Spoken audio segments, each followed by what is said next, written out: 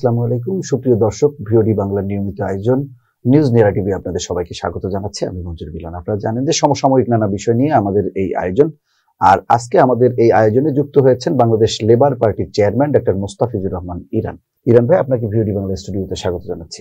আমরা আলোচনা শুরু করতে চাই এনসিপি কে দিয়ে। আমরা দেখলাম যে এনসিপির দুজন নেতা যারা জাতিসংঘের সাধারণ পরিষদে যোগ দিতে প্রধান উপদেষ্টার সাথে সফর সঙ্গী ছিলেন, তারা আজকে সকালের দিকে তারা ঢাকা অবতরণ করেছেন। বিমানবন্দরে তাদের একটি সংবাদ সম্মেলনের আয়োজন ছিল। সেখানে আমরা দেখলাম যে সাংবাদিকদের সাথে এক ধরনের অসদাচরণ করেছে এনসিপির কর্মীরা। আসলে এই বিষয়টিকে আসলে এনসিপির কাছে আপনার এটিকে প্রত্যাশা করা যায়?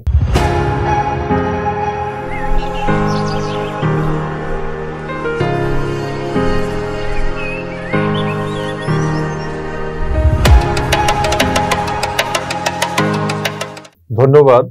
আমি ভিওডি বাংলার সকল দর্শক শ্রোতাদেরকে জানাই বাংলাদেশ লেবার পার্টির পক্ষ থেকে আন্তরিক শুভেচ্ছা, অভিনন্দন।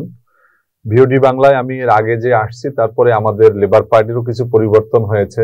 আপনি জানেন যে বাংলাদেশ লেবার পার্টি বাংলাদেশ নির্বাচন কমিশন থেকে নিবন্ধন প্রাপ্ত হয়েছে।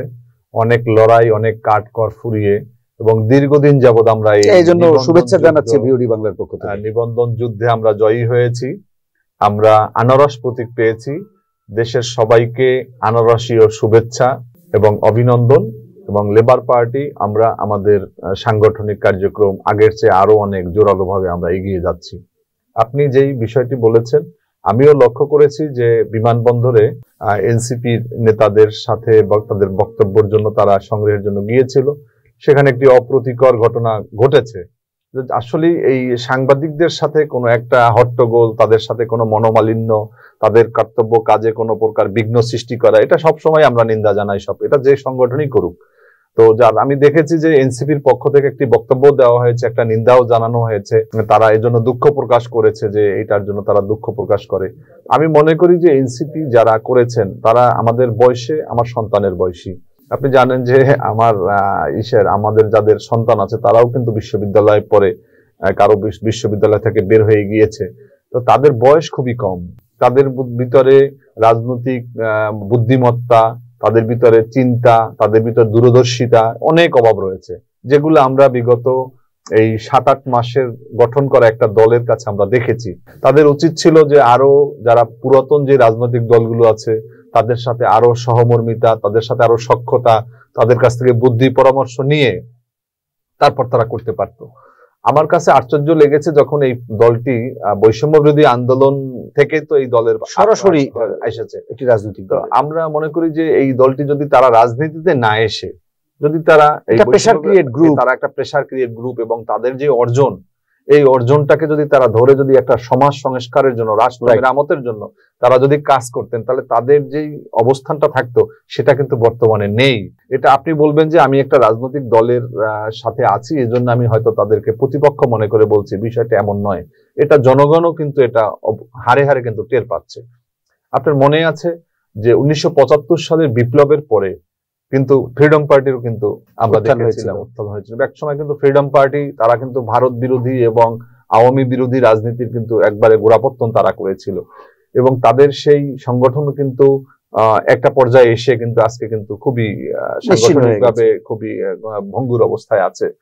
তো আজকে আমি মনে করি যে তাদেরকে আরো বেশি বুদ্ধিমত্তাকে কাজে লাগাতে হবে এবং তাদের সৌজন্যবোধ আরো বেশি বাড়াতে হবে। আমরা দেখেছি তারেক রহমানকে নিয়ে তারা তুচ্ছ তাচ্ছিল্যমূলক কথা বলেছে, বিএনপি কে নিয়ে আবার দেখছি তাদের নেতারা জামাতের পক্ষে কতক্ষণ কথা বলে, বিপক্ষে কতক্ষণ কথা বলে। এভাবে তো রাজনীতি হয় না। রাজনীতিতে আপনাকে তো একটা বন্ধু, একটা গোষ্ঠী আপনার পক্ষে থাকতে হবে। রাজনীতিতেও তো একটা শরীর শক্তি থাকতে হবে। মনে করেন বিএনপির সমমনা শক্তি আমরা মনে করি যে বিএনপির যেই রাজনৈতিক যেই সামনে এগিয়ে চলা, বিগত আন্দোলন সংগ্রাম সবকিছু মিলিয়ে আমরা বিএনপির সমর্থন বা বিএনপির কার্যক্রমের সাথে আমরা মনে করি যে গণতন্ত্র প্রতিষ্ঠার জন্য 17 বছর যেই দীর্ঘ লড়াই সংগ্রামের পথ বেয়ে আজকে তারা একটা গণতন্ত্রের পথে এগিয়ে যাচ্ছে। এই সময় আমাদের তাদের পাশে থাকা খুবই জরুরি। ধন্যবাদ। এর আগে আমরা জাতিসংঘের যে সাধারণ পরিষদে যে একটি টিম নিয়ে গেলেন প্রধান উপদেষ্টা, সেখানে বিএনপি, এনসিপি, জামাত ইসলামের প্রতিনিধিরা ছিলেন। জাতিসংঘের যাওয়ার আগে কতগুলো প্রত্যাশা ছিল যে আসলে আমাদের রোহিঙ্গা সমস্যা, এই সংকট সমাধানে আসলে কি উদ্যোগ নেবেন? পাশাপাশি আমরা জানি যে অন্তর্বর্তী সরকারের সময় আমাদের ইনভেস্ট তেমনটি হচ্ছে না, তো সবকিছু মিলিয়ে কতটুকু প্রত্যাশা? দেখুন, এই অন্তর্বর্তীকালীন সরকারের কাছে আমি মনে করি যে আমার ব্যক্তিগতভাবে বা আমাদের দলগতভাবে আমাদের কোনো প্রত্যাশা নেই। এবং আমি বারবার বলেছি যে ডক্টর মোহাম্মদ ইউনূস একজন লার্নেড, খুব ভালো মানুষ এবং আন্তর্জাতিক ব্যক্তিত্ব, নোবেল লরিয়েট, এবং তাকে সারা দুনিয়ার মানুষ চিনে, এবং একজন শিক্ষক হিসাবে সফল সামাজিক বিজনেসে তিনি ভালো করেছেন, রোল মডেল হয়েছেন।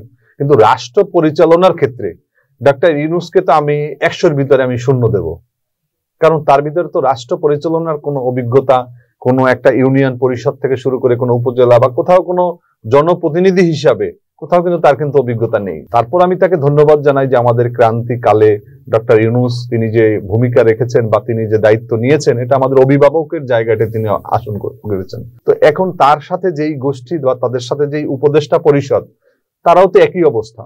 তাও তিনি আত্মীয়করণ করেছেন, তার স্বজনপ্রীতি করেছেন, তার এনজিওকরণ করেছেন, তার চিটাগাং চট্টগ্রাম বেস তিনি অনভিজ্ঞদেরকে নিয়ে উপদেষ্টা পরিষদ গঠন করেছেন। এবং এই 1 বছরে আশানুরূপ তেমন কোনো পরিবর্তন লোক সাধিত হয় নাই। আমি আপনাকে একটা কথা বলি যে আপনার মনে আছে যে বিনিয়োগ সামিটের কথা। বিনিয়োগ সামিটের সময় আমরা দেখেছিলাম যে 2-3 জন লোক মার্কেটে আসছিল যে তারা বাংলাদেশের অর্থনীতিকে পাল্টে দেবে, এবং বিশাল হাজার হাজার কোটি টাকা বিনিয়োগ আসছে, বেশি আসছে, মনে হচ্ছে যেন কই কিতে হচ্ছে, ঘোড়ার ডিম হয়েছে, কিছুই হয়নি। সেই মানুষগুলো কই, হারিয়ে গিয়েছে। তাদেরকে মহামানব হিসেবে কিন্তু পত্রিকা এবং টিভি চ্যানেল গুলোকে দিয়ে মনে হয় যেন একবারে পুরো সারা দুনিয়া থেকে দিগ্বিজয়ী একজন চলে এসেছে। কই তারা কি করেছে? আজকে তাদের অর্জন কি? ওই বিনিয়োগ সামিটের তেমন কোনো বিনিয়োগ বাংলাদেশে আসেনি, বরং আজকে আমি দেখলাম যে টপ নিউজের ভিতরে বাংলাদেশের যে অর্থনীতির গতি স্লো গতিতে আগাচ্ছে, এবং খুবই ব্যাংকের যে অবস্থা, খুবই খারাপ অবস্থা। ইতিমধ্যে ব্যাংকিং সেক্টরের অবস্থা তো হ্যাঁ, 5-7টা ব্যাংক হচ্ছে।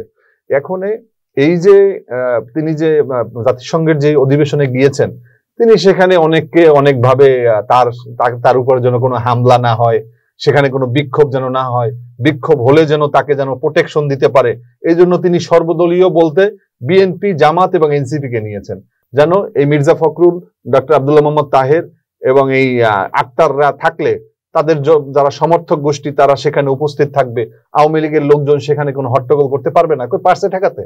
এবং আমাকে সবচেয়ে খারাপ লেগেছে যে বাংলাদেশের প্রধানতম রাজনৈতিক দল মির্জা ফখরুল ইসলাম আলমগীর, তাকেও সে সাধারণ যে রুট থেকে তাকে বের করা হয়েছে।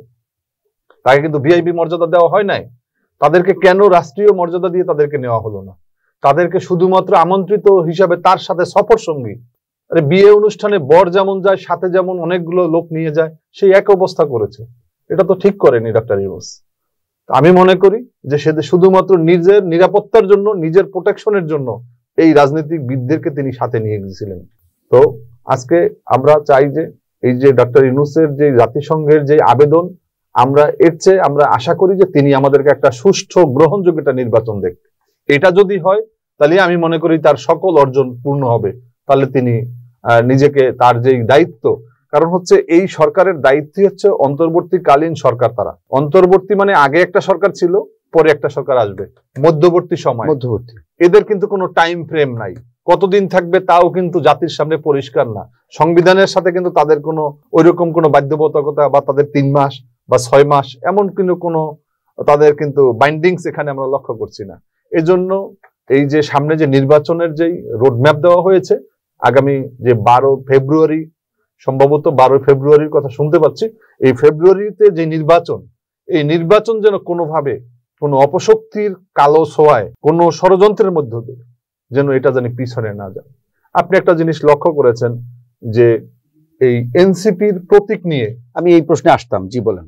এনসিপির প্রতীক নিয়ে আমরা দেখছি যে এনসিপি জল ঘোলা করার চেষ্টা করছে। আজকে কেন তারা এই কথাগুলো বলবে? কেন তারা হুমকি ধমকি দেবে? তাদেরকে যদি শাপলা প্রতীক দেওয়া না হয় তারা আন্দোলন করবে। কি হয়েছে? একটা প্রতীকের জন্য আন্দোলন করতে হবে নাকি?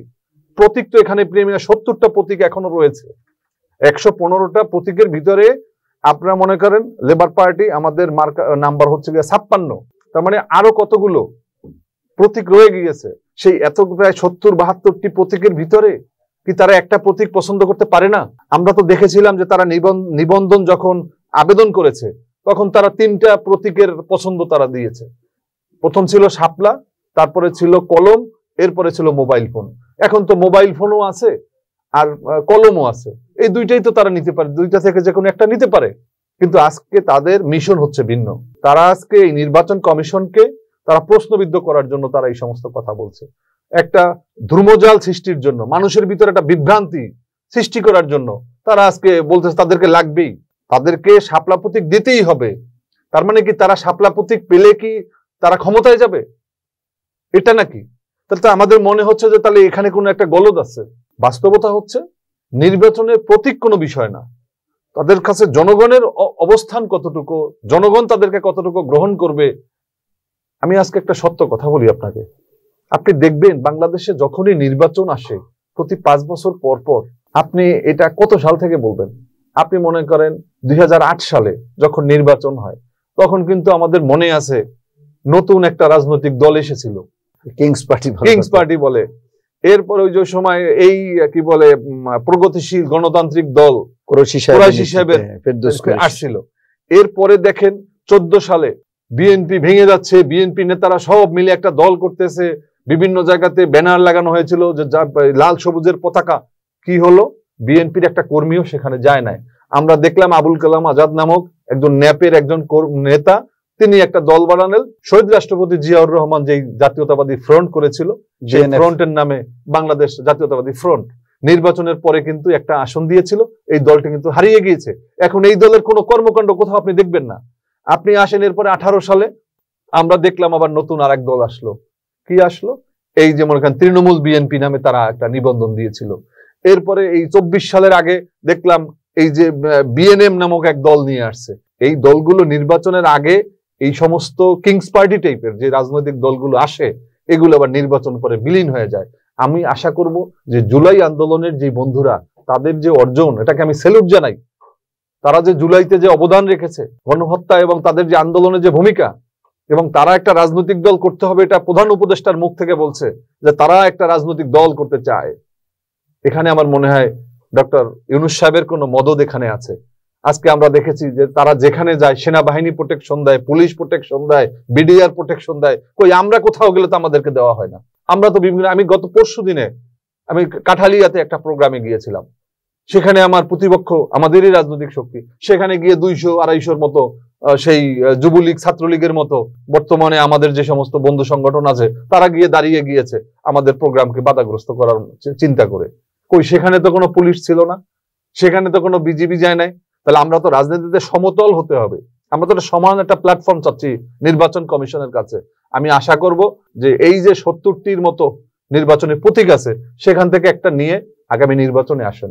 নির্বাচনটা যেন কোনোভাবে এই ফেব্রুয়ারি মাসে এই যে কোনোভাবে সংকটটি তৈরি হয়েছে, যে সমস্যাটি, এখানে সরকারের ভূমিকাটা কি? আসলে এই সমস্যাটা তো সরকার সমাধান করতে পারে। এখন দেখেন নির্বাচন কমিশন তারা বলেছে যে তারা সরকারের সাথে আলাপ করেছে বা তাদের মতো করে তাদের যেই রুলস এবং রেগুলেশন আছে এগুলো নিয়েই তো তারা তাদের মতো করে সিদ্ধান্ত নেবে, এবং সেখানে কিন্তু তাদের উপদেষ্টাও রয়েছে এই এনসিপির কিন্তু সাথে সম্পৃক্ত, এবং এই দলের সাথে টোটাল যারা মদত যোগায় এই উপদেষ্টা পরিষদে যারা আছেন, তারা কিন্তু তাদের কি বলবো এটাকে, তাদের প্রধান উপদেষ্টা, তাদের পৃষ্ঠপোষক তারা কিন্তু এখানে সরকারে আছে।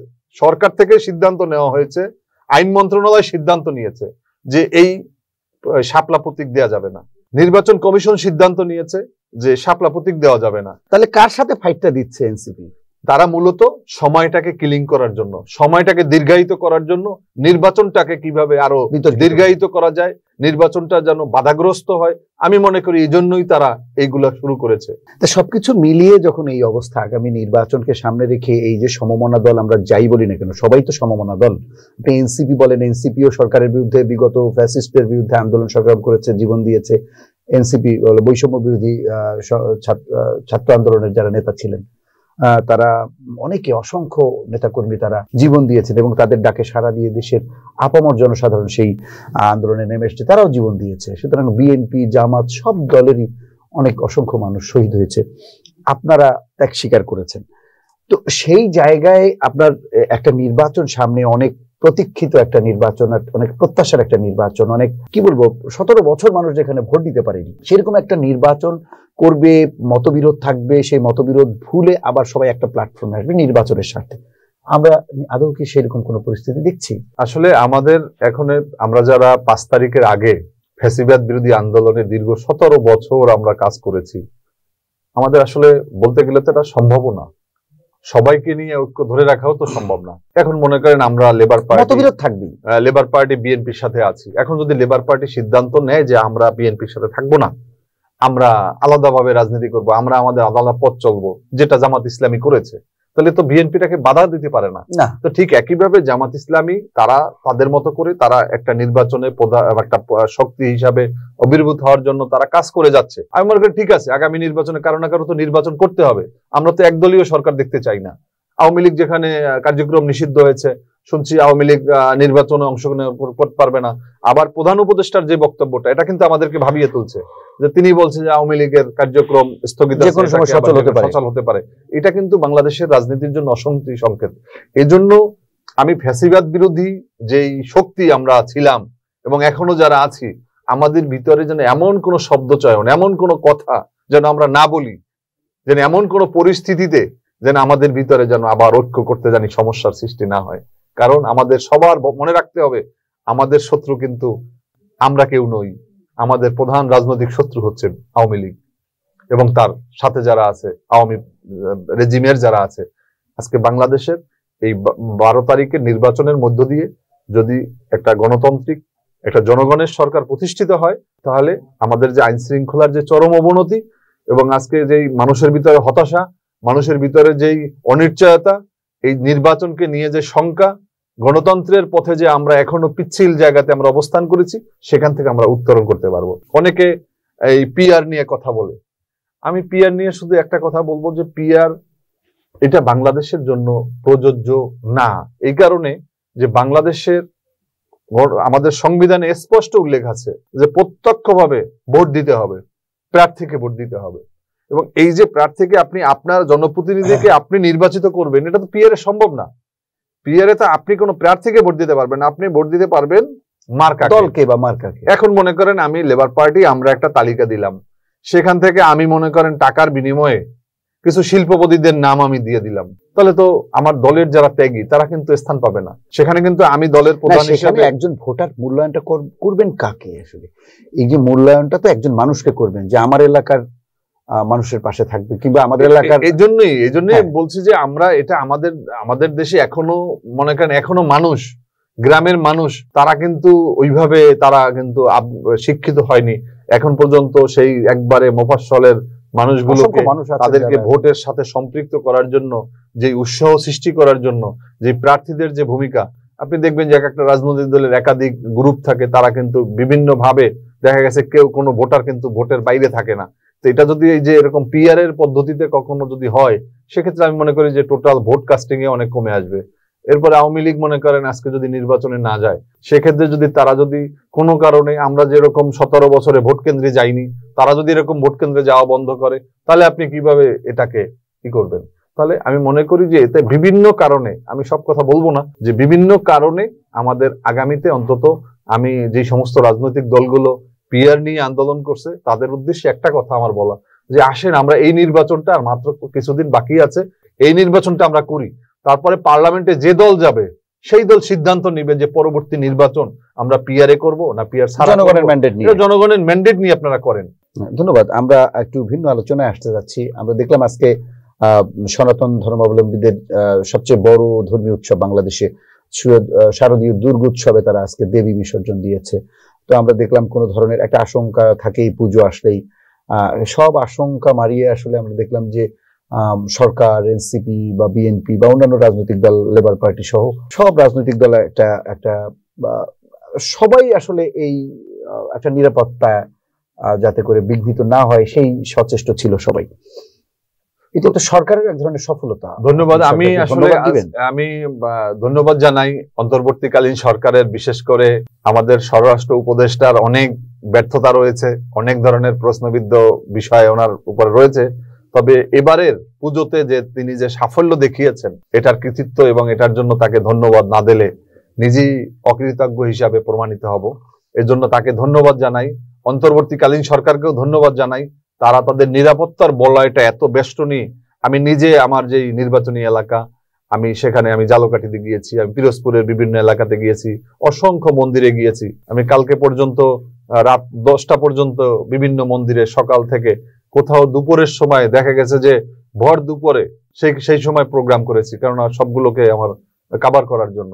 তো আমি সব জায়গাতে দেখেছি আমাদের সনাতন ধর্মের বন্ধুরা তারাও যেমন সহযোগিতা করেছে নিরাপত্তা এবং তাদের এই আইন শৃঙ্খলা রক্ষার জন্য, এবং পাশাপাশি আমাদের রাজনৈতিক দলগুলো বিশেষ করে বিএনপি, ছাত্রদল, যুব দল থেকে শুরু করে জামাত ইসলামী, লেবার পার্টি থেকে শুরু সমস্ত দল, আমি বলবো যে সব দলীয়, এখানে রাজনীতি বলতে কিছু ছিল না। আমাদের এই গণতান্ত্রিক যে দলগুলো রয়েছে সমস্ত দলের সবার একটা আগ্রহ ছিল, সবার একটা ইচ্ছা, এবং সবাই সেখানে সার্বক্ষণিকভাবে এই সহযোগিতা করেছে, যার মধ্য দিয়ে আমরা কিন্তু একটা চমৎকার একটা রেজাল্ট পেয়েছি। কোথাও কিন্তু একটা অপ্রীতিকর কোনো ঘটনা ঘটে নাই। এবং এই দুষ্কৃতিকারীরা, এই পালিয়ে যাওয়া আওয়ামী লীগ, তারা কিন্তু অনেক চেষ্টা করেছে। তারা কিন্তু একটা ভিডিও এই আমরা দেখেছি ভারতে ঘটনা ঘটছে, এটা কিন্তু বাংলাদেশের সোশ্যাল মিডিয়ায় ভরে গেছে, ভাইরাল হয়ে গিয়েছে, কিন্তু এবার কিন্তু কোনোভাবে তারা কোনো সুযোগ করতে পারে নাই। তার মানে এই জায়গাতে আমাদের বাহবা নেওয়ার কিছু নাই। আগামী দিনেও যেন কোনোভাবে ফ্যাসিবাদী অপশক্তি আমাদেরকে যেন বিভ্রান্ত করতে না পারে। আন্তর্জাতিক পরিমণ্ডলে আমাদের যে সাম্প্রদায়িক সম্প্রীতির যে বিশাল যে একটা ঐতিহ্য, এই ঐতিহ্য যেন কোনোভাবে প্রশ্নবিদ্ধ করতে না পারে। এর জন্য হিন্দু, খ্রিস্টান, বৌদ্ধ, আমাদের সমস্ত ধর্মের মানুষগুলোকে আমি শহীদ রাষ্ট্রপতি জিয়াউর রহমানের ভাষায় বলবো যে আমাদের কোনো ধর্ম চশমা দিয়ে আমরা কাউকে বিবেচনা করতে চাই না। আমাদের চশমা একটা, যে আমরা বাংলাদেশি। এই যে বাংলাদেশি জাতীয়তাবাদের যে রূপকার জিয়াউর রহমান, তিনি কিন্তু আমাদেরকে একটা সুতায় আমাদেরকে নিয়ে এসেছেন সমস্ত মানুষ। অবশ্যই তো আগামী দিনগুলোতেও আমাদেরকে খেয়াল রাখতে হবে, সজাগ থাকতে হবে যে এই গণতন্ত্র নিরঙ্কুশ করার জন্য যে ভোটের যেই আহ্বান, ভোটের জন্য আমরা এখানে একটা প্রগতিশীল মুক্তিযুদ্ধের চেতনায় বিশ্বাসী, এবং আগামী দিনে যারা দেশের জাতীয়তাবাদী ধর্মীয় মূল্যবোধের একটা সরকার যেন আমরা প্রতিষ্ঠা করতে পারি, এই জন্য আমরা সমস্ত ধর্মমতের সবাইকে এগিয়ে আসার জন্য আহ্বান জানাই। সবশেষ এই সামনে নির্বাচনটা সামনে রেখে আপনি সরকার সহ সংশ্লিষ্ট যারা আছে, নির্বাচন কমিশন, পাশাপাশি বড় রাজনৈতিক দলগুলোর প্রতি আপনার আহ্বান কি থাকবে? একবার সবশেষ ছোট করে বলবেন। বাংলাদেশের নির্বাচন একটা উৎসব মুখর একটা পরিস্থিতিতে হয়, এবং আমরা কিন্তু এবারও তার ব্যতিক্রম না। আমরা দেখেছি যে একটা দল তারা যখন বক্তব্য দেয়, মনে হয় যেন তারা নির্বাচন আপাতত খুব একটা জরুরি মনে করছে না, বা তারা এই মুহূর্তে প্রার্থী নিয়ে কোনো চিন্তা করছে না, তারা কোনো গণসংযোগ করছে না, তারা তো ভালোই আছেন না, এরকম মনে হয়। কিন্তু আসলে কিন্তু আপনি একটু আগে বললেন যে তারা প্রোটোকল পাচ্ছেন, একটা সরকারি দলের সুযোগ সুবিধা পাচ্ছেন। আমি ওই দলের তারা কেন নির্বাচনে যেতে চাই মনে করেন? আমি আমাদের যে কি বলে যুগপথের সাবেক শরীক, আচ্ছা জামাত ইসলামী, কিন্তু বিগত 2018 সালে আমরা একত্রেই ধানের শীষ মার্কায় নির্বাচন করেছি।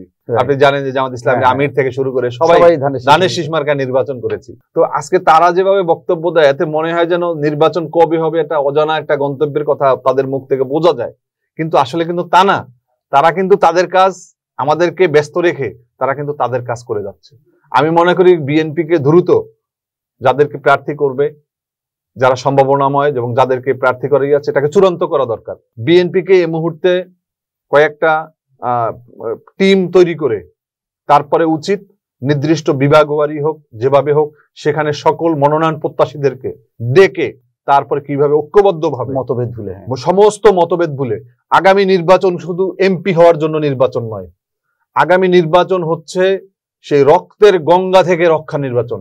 আগামী যে কোনোভাবে যদি ফ্যাসিবাদ আমাদের এখানে আসতে পারে, আমরা যারা বিএনপি 17 বছর আন্দোলন সংগ্রাম করেছি, দীর্ঘ লড়াই সংগ্রাম করেছি, এই জুলাই অভ্যুত্থান 7 দিনের আন্দোলনে হয় নাই, দীর্ঘ 17 বছরের জুলুমের ভিতর থেকে হয়েছে। আমরা এখনো ইলিয়াস আলীকে খুঁজে পাই না, আমরা এখনো দিনারকে খুঁজে পাই না, আমরা এখনো সুমনকে, সাজিদুর রহমান সুমনকে খুঁজে পাই না। এখন আমাদের শত শত হাজার হাজার নেতাকর্মীরা এখনো গুম হয়ে আছে। এখনো আমাদের অসংখ্য মানুষকে প্রতি মাসে প্রতিদিন কোর্টের বারান্দায় যেতে হয়। আবার যদি ফ্যাসিবাদ কোনোভাবে যদি গেড়ে আসে, সবচেয়ে বেশি কিন্তু ক্ষতিগ্রস্ত হবে বাংলাদেশ জাতীয়তাবাদী দল এবং তার সাথে যে সমস্ত আমরা মিত্র আছি আমরা। কারণ আমাদের আন্দোলনের এই আপনি জুলাই অভ্যুত্থানে প্রত্যেকটা দিন তারেক রহমানের নির্দেশে আমরা কিন্তু এই রাজপথে ছিলাম। এবং আপনি জানেন যে লেবার পার্টির দুজন শাহাদত বরণ করেছে এবং আমার দলের অসংখ্য মানুষ আহত হয়েছে এবং দীর্ঘ 17 বছরে আমি নিজেও 5 বার গ্রেপ্তার হয়েছি। আমি যুবলীগের হামলার শিকার হয়েছি, যার কারণে এই যে আওয়ামী লীগের যেই করাল যে সবল, এটা কিন্তু আমাদের উপরেই কিন্তু বেশি আসবে, কারণ আমাদের কারণেই কিন্তু এই ধারাবাহিকতায় আন্দোলন সফল হয়েছে।